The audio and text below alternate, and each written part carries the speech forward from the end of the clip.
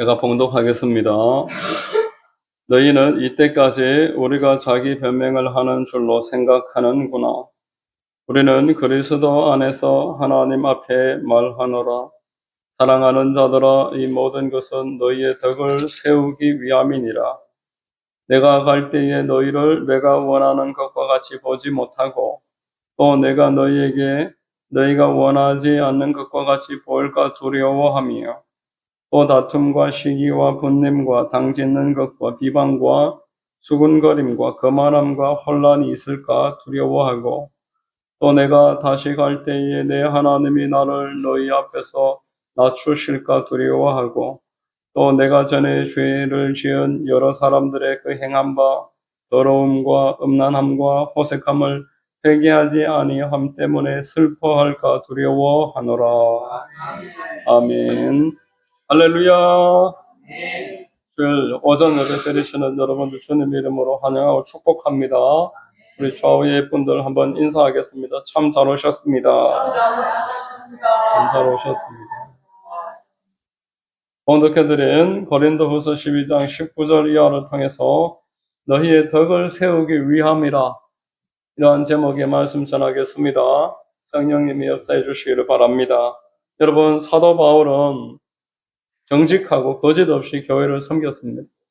필요하다면 자비량으로 그 교회에서 어떤 물질이나 헌금을 받지 않아도 그들을 자식처럼 사랑하기 때문에 온 마음을 다해서 그 교회를 전심을 다해서 섬겼습니다.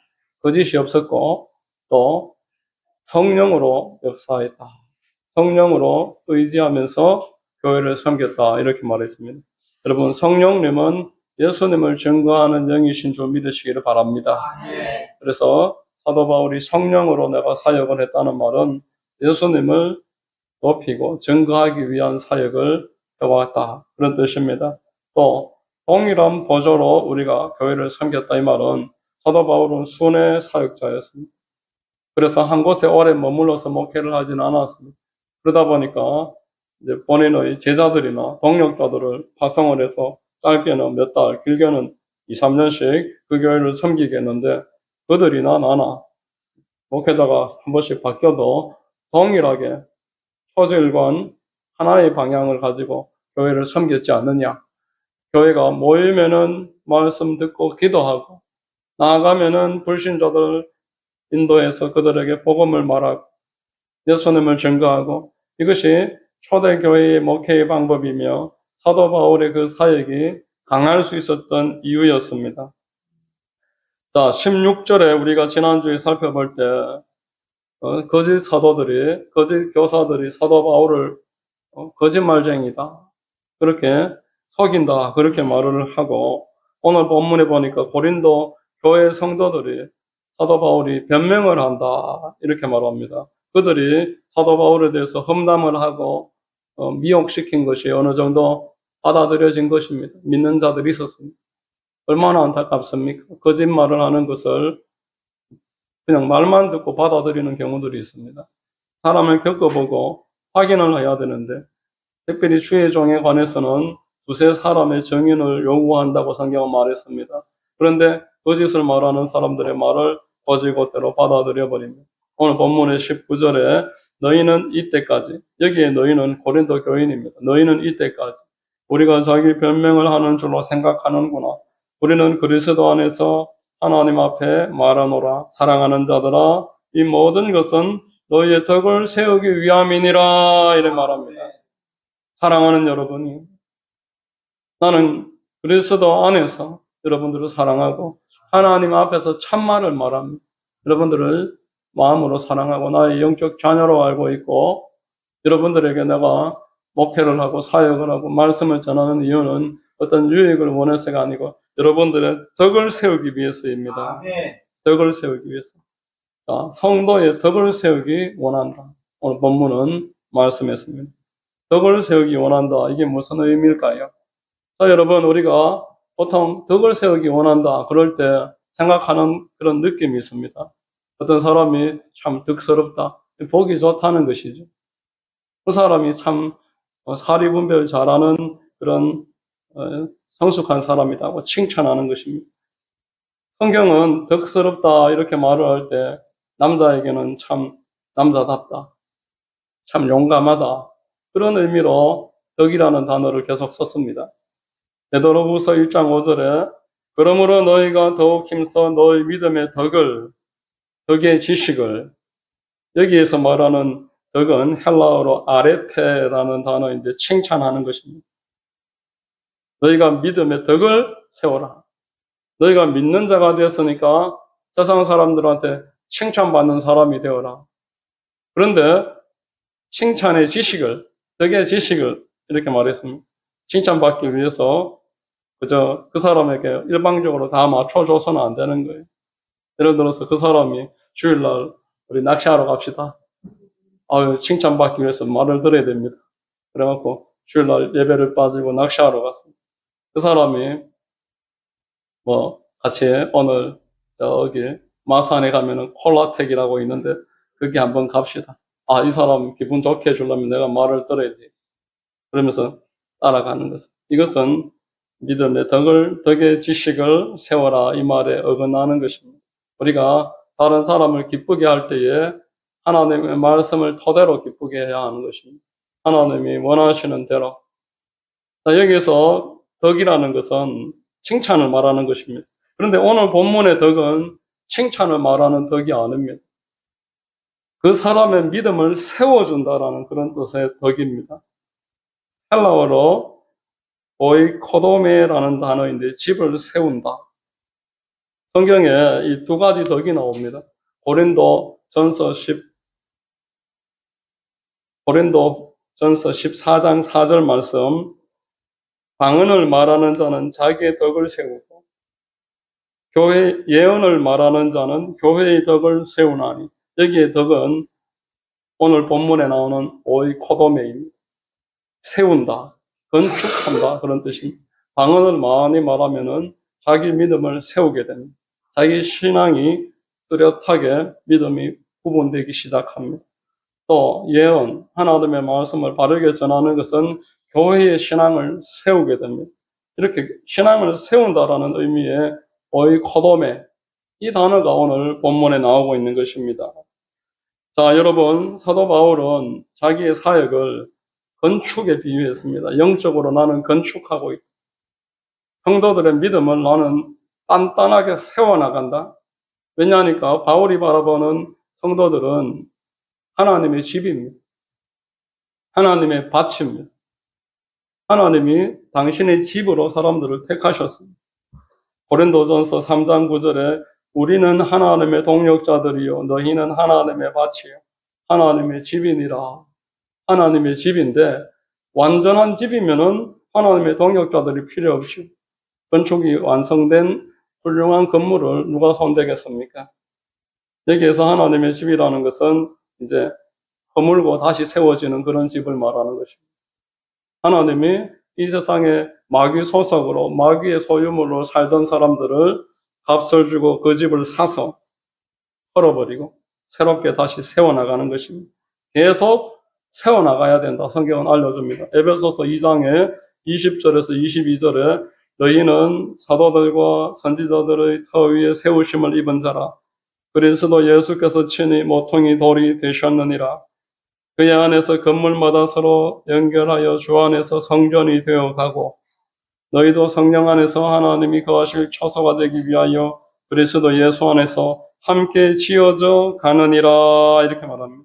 하나님 보실 때 성도들은 집인데 예전에 잘못된 그런 집을 하나님이 허물어버리고 새로 세웁니다.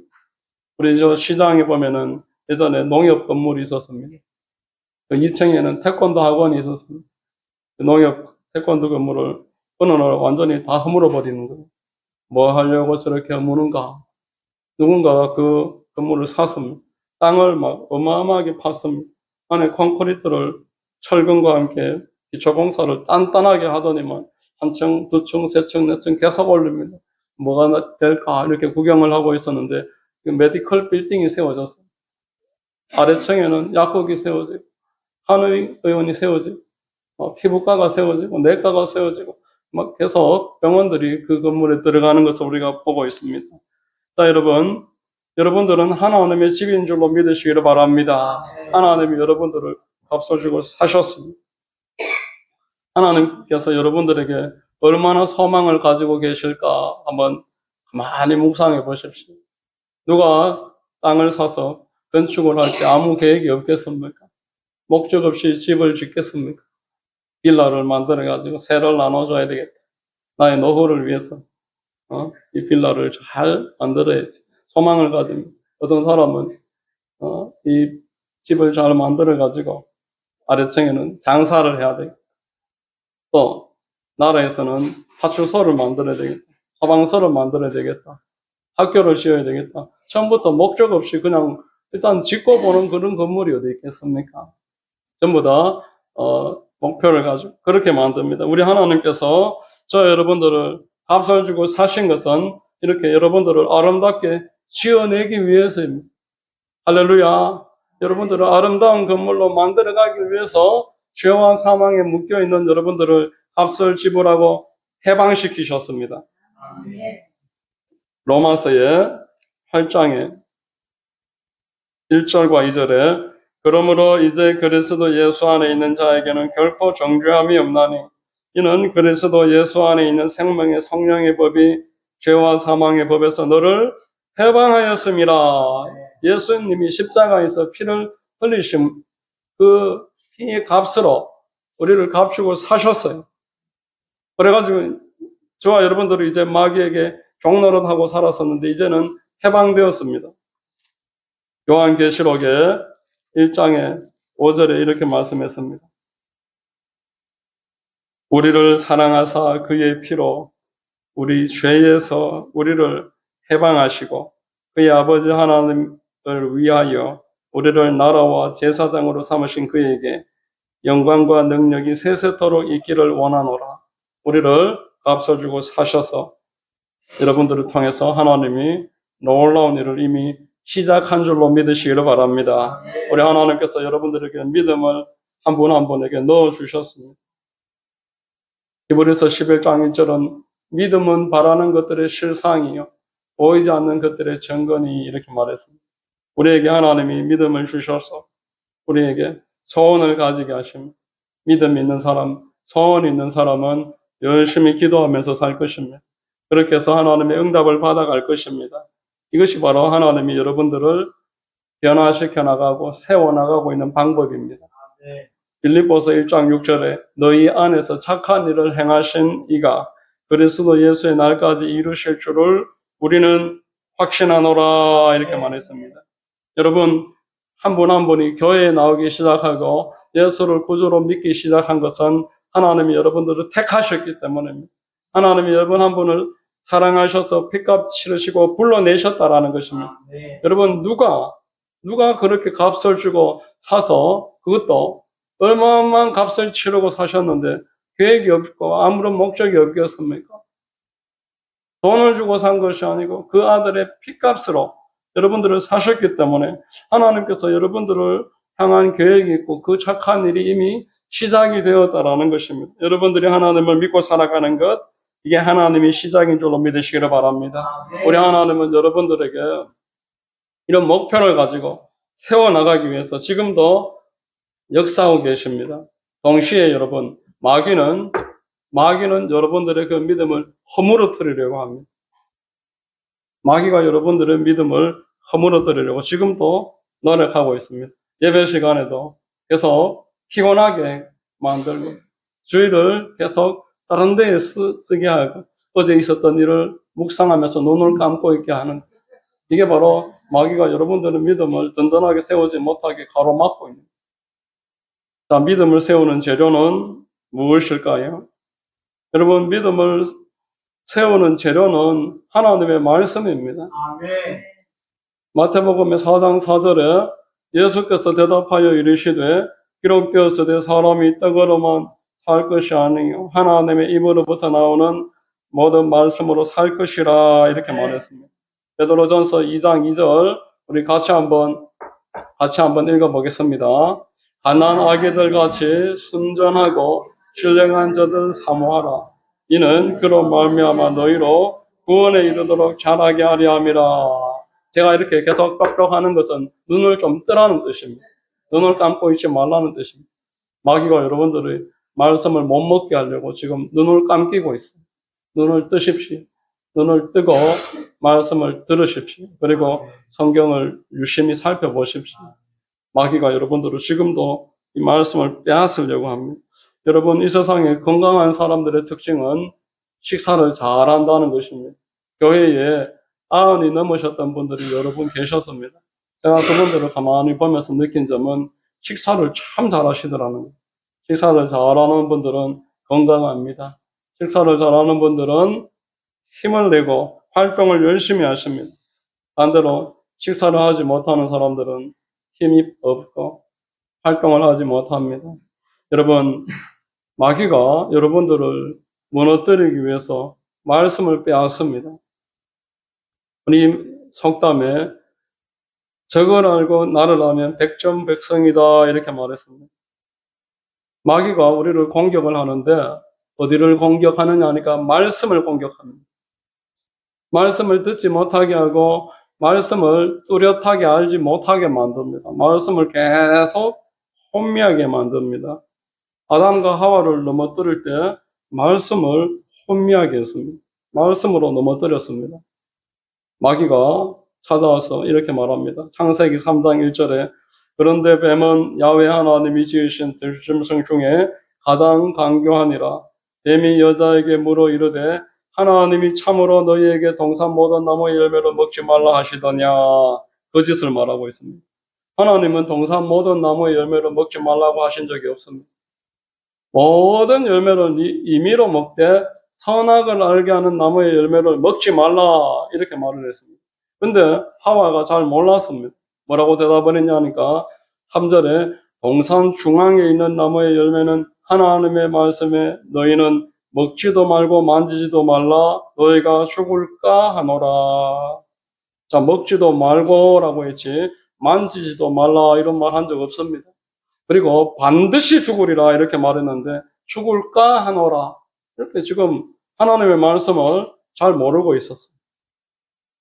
마귀가 보니까 하나님의 말씀을 듣다가 말았어요. 암송을 제대로 하지 못하고 있습니다. 옳지, 딱 걸렸다. 마귀가 그때부터 혼미하게 만듭니다. 속여버립니다. 뭐라고 말을 합니까? 창세기 3장 4절에 뱀이 여자에게 이르되 너희가 결코 죽지 아니하리라. 하나님은 반드시 죽으리라. 마귀는 안 죽는다. 지금 이렇게 속이는 것입니다. 속이면서 하나님을 의심하게 만들고 하나님에 대해서 나쁜 생각을 가지게 만듭니다. 창세기 3장 5절에 너희가 그것을 먹는 날에는 너희 눈이 밝아져 하나님과 같이 되어 선악을 알 줄 하나님이 아심이니라 이렇게 말합니다.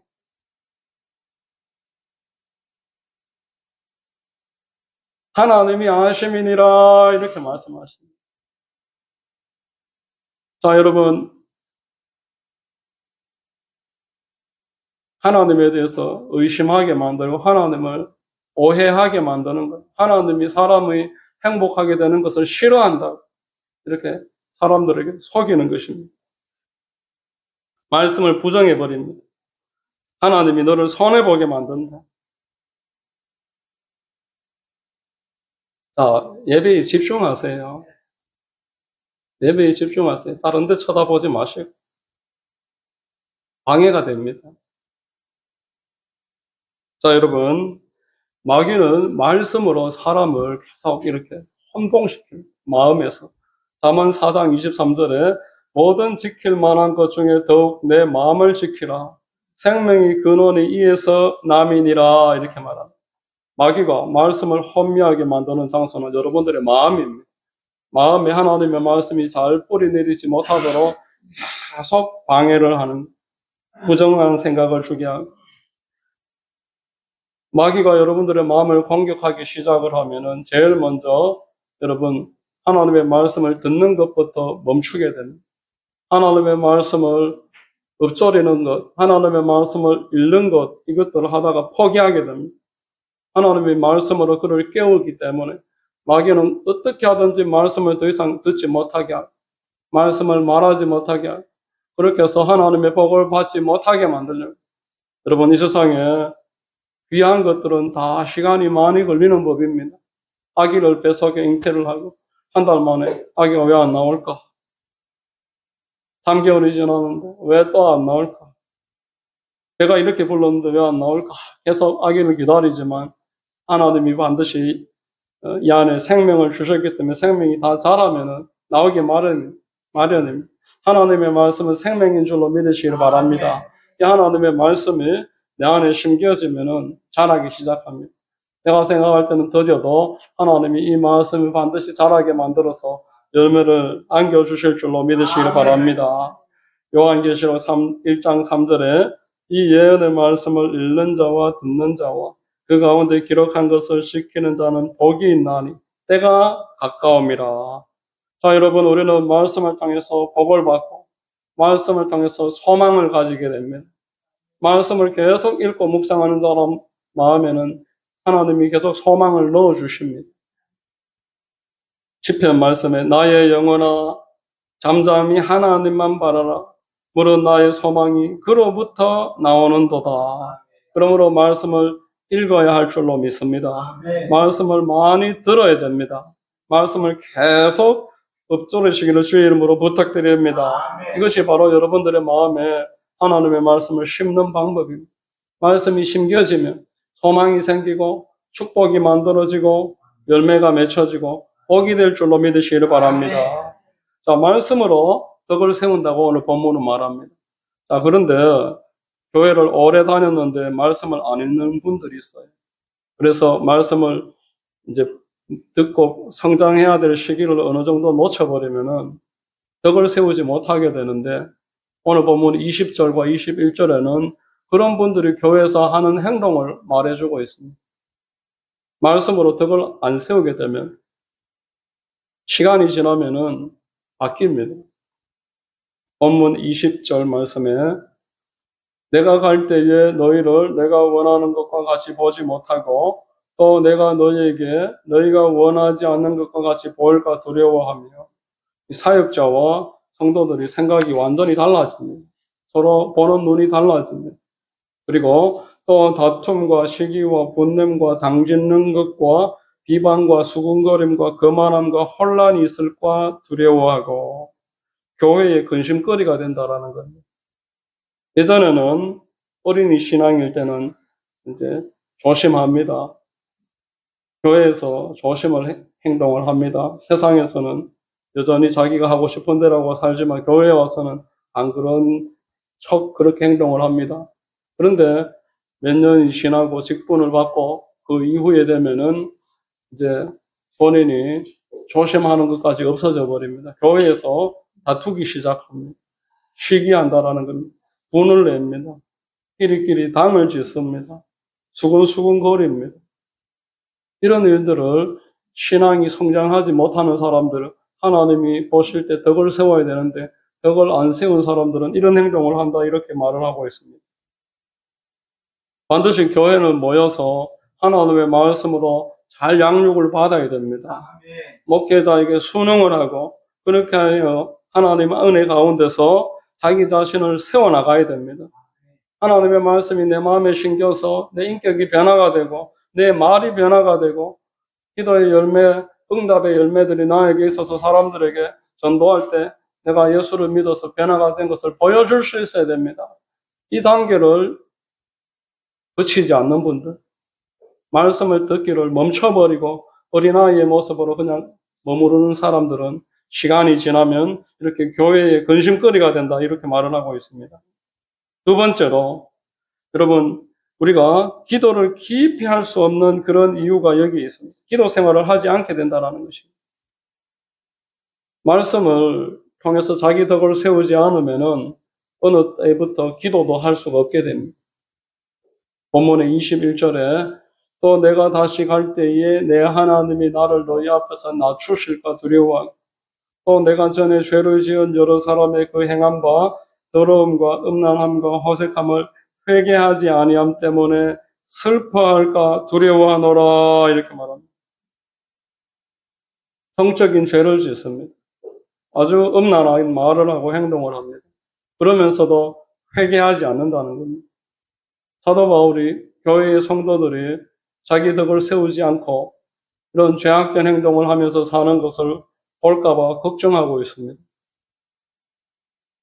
자, 여러분, 우리가 기도를 하지 못하는 것은 하나님 앞에 내가 죄가 쌓였을 때 회개하지 않으면 기도를 할 수가 없어집니다. 기도할 마음이 생기지가 않고 기도를 간절하게 하지 못하게 됩니다. 내가 하나님 앞에 뜨겁게 눈물로서 애통하면서 가슴을 치고 기도하지 않는 것을 여러분 심각하게 여기셔야 됩니다. 그것은 내가 하나님 앞에 죄가 있는데 그 죄를 회개하지 않고 있기 때문에 그래서 기도가 막힌 것입니다. 하나님 앞에 내가 눈물로 회개할 수 없다는 것은 지금 하나님과 나 사이가 막혀 있다는 의미입니다. 이사야서 59장 1절로 2절 말씀에 야훼의 손이 짧아 구원하지 못하심도 아니요 귀가 둔하여 듣지 못하심도 아니라 오직 너희 죄악이 너희와 너희 하나님 사이를 갈라놓았고 너희 죄가 그의 얼굴을 가리어서 너희에게서 듣지 않으시게 함이니라. 하나님 앞에 내가 기도하지 못하게 돼버렸다 이런 말씀입니다. 간절하게 부르짖고 애통하고 기도해야 되는데 도무지 마음에 감동이 되지 않습니다. 세속적으로 살면서 하나님 앞에 그 죄를 낱낱이 자복하고 회개하지 않기 때문에 나타나는 현상입니다. 기도할 수가 없습니다. 기도의 대상이 뚜렷하지가 않습니다. 기도해도 안 된다라고 생각합니다. 사도 바울은 이런 사람들을 걱정하고 있고 두려워합니다. 왜냐하면 그런 분들은 얼마 지나지 않아서 기도의 자리를 떠나게 됩니다. 그리고 이렇게 말을 할 것입니다. 기도해도 안 된다라고 말을 할 것입니다. 내가 기도를 해봤다라고 말할 것입니다. 그러나 본인은 지금 하나님 앞에 애통하면서 가슴을 치면서 눈물로 부르짖어서 기도할 수가 없게 된 것을 모르고 있어요. 그냥 자리에만 나오다가 안 되니까 나중에 안 나와서 기도를 해도 안 된다라고 말을 하고 이렇게 되는 것을 지금 바울이 걱정을 하고 있다 이 말입니다. 저와 여러분들이 두려워해야 될 것을 오늘 성경은 알려주고 있습니다. 20절과 21절에 가장 반복해서 나오는 말은 두려움입니다. 나는 너무너무나 두렵다. 20절, 21절 말씀에 내가 갈 때에 너희를 내가 원하는 것과 같이 보지 못하고 또 내가 너희가 원하는 것과 같이 보일까 두려워하고 또 다툼과 시기와 분냄과 당짓는 것과 비방과 수군거림과 거만함과 혼란이 있을까 두려워하고 또 내가 다시 갈 때에 내 하나님이 나를 너희 앞에서 낮추실까 두려워하고 또 내가 전에 죄를 지은 여러 사람의 그 행한 바 더러움과 음란함과 호색함을 회개하지 아니함 때문에 슬퍼할까 두려워하노라. 이 죄를 회개하지 않는 사람들 너무너무 두렵다 이렇게 말을 합니다. 왜냐? 그 사람들은 결국에 멸망할 수밖에 없습니다. 교회에 나와서 신앙을 시작을 하는데 어느 단계에서 덕을 세우면서 성장하는 것을 스스로 포기해버린 분들은 이미 그 신앙이 하나님 앞에 완전하게 거듭난 신앙이 아니라는 것을 스스로가 입증하고 있는 행동입니다. 그게 두렵다라는 것입니다. 그 영혼이 멸망당할 것을 두려워하고 있습니다. 자, 여러분, 우리에게는 아직 기회가 있는 줄로 믿으시기를 바랍니다. 이 말씀을 지금 듣고 있는 여러분들에게는 하나님이 아직도 기회가 있다고 말합니다. 신앙의 덕을 세우기 위해서 말씀을 부지런히 읽고 듣고 엎질러야 됩니다. 이것이 여러분들을 세워나가는 하나님의 재료입니다. 여러분들이 하나님의 말씀을 이렇게 읽을 때 그것이 마음에 심겨지고 그게 반드시 열매로 나오게 되어 있습니다. 그리고 심겨진 말씀이 필요할 때 생각나기 시작합니다. 이 말씀이 하나님의 음성입니다. 그래 여러분들이 그 말씀을 듣고 따라가면서 기적과 간증들이 여러분들을 따라다닐 것입니다. 이러한 성도들은 교회에서 성숙한 사람으로 장성한 분량의 하나님의 백성으로 인정받게 될 것이고 하나님의 영광을 드러내게 될 것입니다. 그의 기도의 문은 늘 열려 있습니다. 많은 응답을 받아본 경험이 있기 때문에 다른 사람들이 그를 보면서 기도를 배울 것이고 함께 기도하기를 힘쓸 것이고 그를 통해서 하나님의 영광은 날마다 풍성하게 뻗어나가게 될 것입니다.